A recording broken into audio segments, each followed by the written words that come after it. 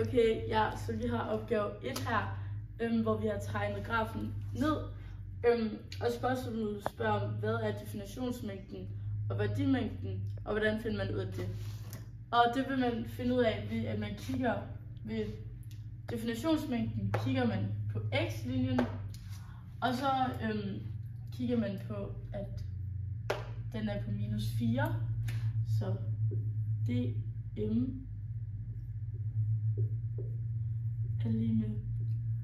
Så tager vi interval, så man kan se, at den starter her ved minus 4. Og så er den uendelig, fordi at vi kan se, at den går bare uendeligt op her. Så det er så et uendelighedstegn, og så bliver den åben, fordi at så er den jo ligesom uendelig. Så har vi VM.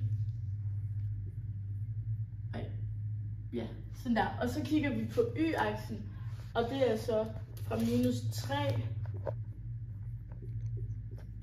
til også uendeligt, fordi at det går også uendeligt op. Ja. Og den er også åben. Yes. Okay, nummer 2 spørgsmål. Hvad betyder monotoniforhold? Find monotoniforholdene for vores funktion f. Og det finder vi ved, at vi kigger her på x-aksen. Og vi kan starte med at finde de aftagende forhold. Og det betyder, at de falder. Så det kan vi lige se her. Og så kigger vi altid her på x-aksen. Så vi ser minus 4 til minus 2. Minus 4 til minus 2. Og så kan vi se herover, at det er fra 1 til cirka 4,5. Ja. 1 til 4,5 cirka. Så kigger vi på, hvilke der sådan vokser eller stiger.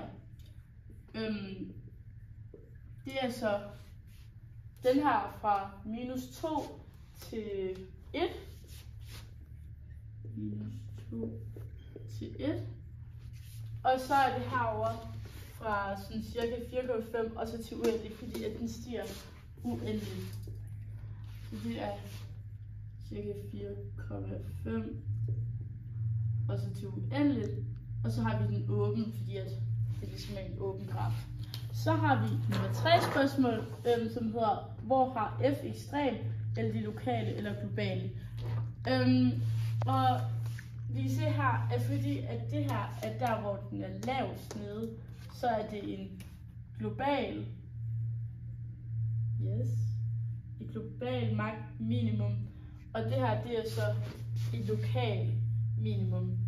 Og så har vi også lokal maksimum her, og lokal maksimum her. Og så har vi ikke nogen global maksimum, fordi at den er uendelig, men man kan ikke sige, hvor langt den kommer op, så derfor så er den bare... Så er der ikke nogen global. Okay, og så forklar om væksthastigheden, og hvor på grafen man kan se, at væksthastigheden er 0, positiv eller negativ. Og så kan vi se her, at fordi at den går nedad her, så er den negativ. Så går den op her, det betyder, at den er positiv. Grafen går ned igen, så den er negativ. Den går op igen, så den er positiv. Og så alle de her punkter betyder, at det er 0. Fordi at hvis man lagde sådan en streg over her, så vil det ligesom sådan være lige. Så det var alt for opgave 1. Så i opgave 2, så har vi 2 lineære funktioner.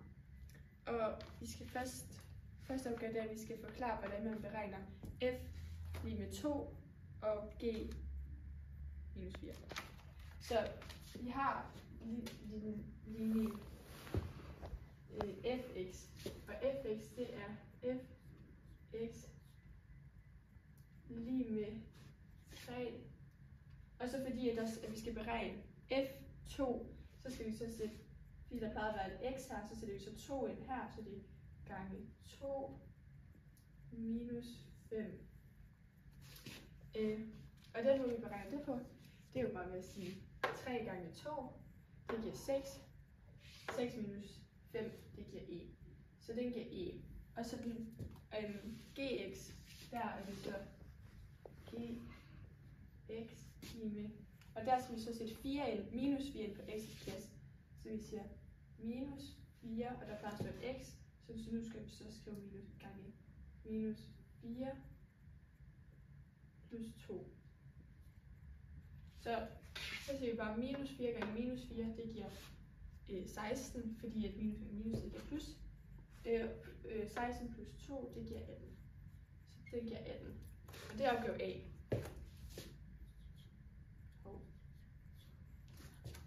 Opgave B, der skal vi forklare, hvordan man løser ligningen fx lige med minus 8. Så vi har, det her det er vores fx linje, så det vi siger fx lige med 3x, fordi det er jo ikke med, det er jo, det her det var kun den her med totallet, så nu skal vi bare sætte fx 3x ind. Så det er 3x minus 5 lige med minus 8. Og det må vi gøre lidt på, det er at fjerne 5-tallet her. Så vi siger 3x minus 5 plus 5 lige med minus 8 plus 5. Og så er det så 3x lige med minus 8 plus 5, det giver minus 3. Minus 3, og så er det 3x divideret med 3 lige med minus 3 divideret med 3. Så har vi så x her, og så minus 3 divideret med 3, det giver minus 1. Så opgave B giver x minus 1. Okay, og så opgave C, der skal vi finde skæringspunktet mellem f og g. Og det, man finder skæringspunktet, er det, man tager både linje fx og linje gx og sætter dem sammen. Så det er 3x minus 5 lige med minus 4x plus 2. Og så skal vi få alle x'erne over på den her side. Det gør vi ved at sige 3x, og fordi vi har minus 4 væk, så skal vi plus minus 4, så det er plus 4x minus 5 lige med minus 4x plus 4 plus 2. Så herover giver 3 plus 4, det giver selvfølgelig 7 minus 5, og så fordi så går det ud med hinanden her, så det bliver bare 2. Så skal vi få 5-tallet væk her, så gør vi ved at sige 7x minus 5 plus 5 lige med 2 plus 5. Så det er 7x lige med 7. Og det er 7x divideret med 7 lige med 7 divideret med 7. Så det er bare, det giver x, og det her det giver 1. Så x er lige med 1, så skæringspunktet er 1. Og her så skal vi så tegne en skitse af de to linjer og forklare, for hvilke x der gælder, at gx er større end fx.